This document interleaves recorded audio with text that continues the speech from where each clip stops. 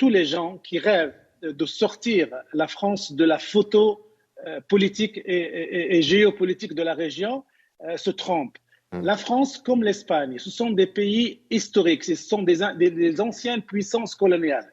Ils ont, d'une manière ou d'une autre, leur mot à dire sur le co-développement, sur l'avenir, sur la nature des relations que Oui. eux, au nom de l'Europe, peuvent tisser avec cette région.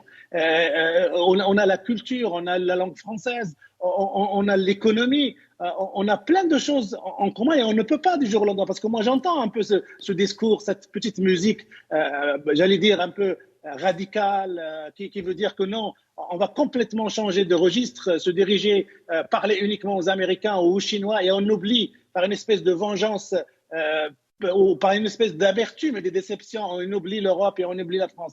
Non, je ne crois pas que ça peut être possible. Maintenant, il faut organiser, il faut réfléchir, organiser intelligemment ce genre de rapport.